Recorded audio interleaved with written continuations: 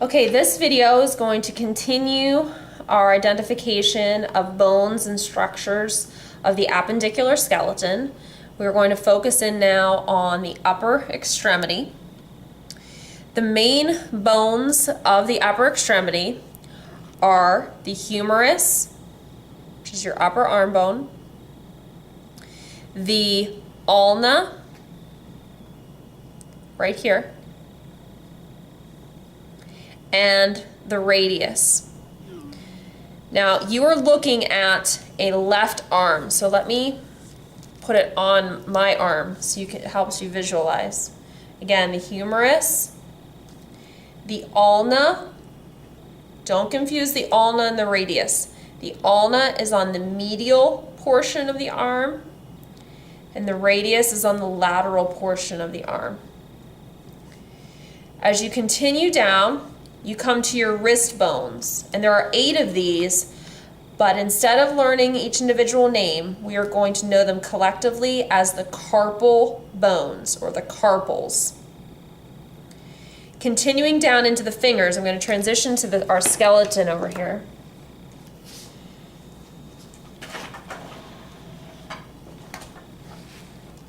So again, you have your carpal bones.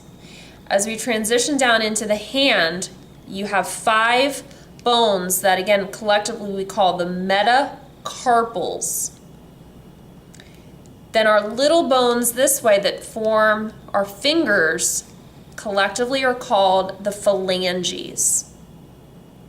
So those are the major bones of the upper extremity. Now we're going to look more specifically at 3 of these bones, the humerus, the radius, and the ulna, and look at some specific structures on those bones. On the humerus, we have this rounded portion that we call the humeral head.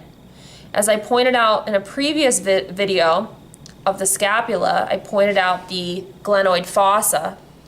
This is the rounded portion of the humerus that fits into the glenoid fossa that forms our shoulder joint.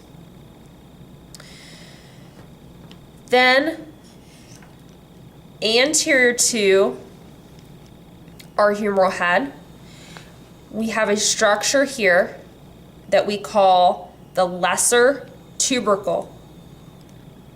As we move to the lateral side of the humerus, we have the greater tubercle. And it may be difficult to see on the video, but when you look at these bones up close in person, you'll be able to see that this tubercle is in fact larger than this one, and that's why this one's called the lesser tubercle and this one's called the greater tubercle. The groove in between the lesser and greater tubercles is called the bicipital groove. It is called the bicipital groove because your biceps tendon from your biceps muscle runs through that groove. Now, looking at the distal portion of the humerus, you will see you have a large process that sticks out here on the medial side. That is called the medial epicondyle of the humerus. You have a smaller one on the lateral side. That is called the lateral epicondyle. The final structure of the humerus that I want you to be familiar with at this point can be viewed on the posterior distal aspect of the humerus. And it is this opening here. We call that the olecranon fossa. Remember that fossa means an indentation or opening. And when I point out some structures to you on the ulna, you will see why that's called the olecranon fossa. Let me move on now to the radius. Again, the radius is found on the lateral side of the forearm. So that's this bone here. There are 2 specific structures on the radius that I want you to be familiar with. The first one is the most superior proximal portion of the radius, and that is called the radial head, this rounded portion.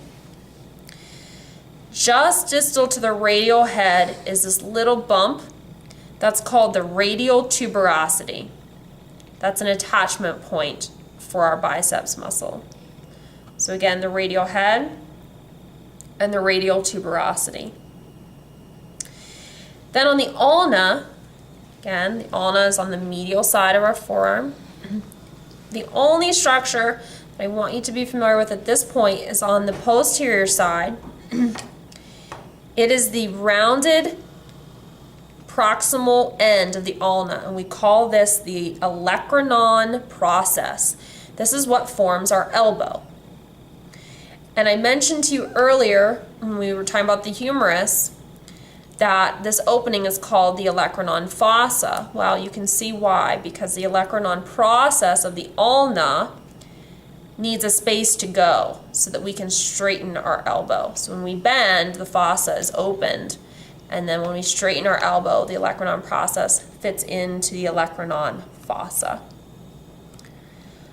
So that concludes all of the bones of the upper extremity and the specific structures on those bones that you should be familiar with at this point.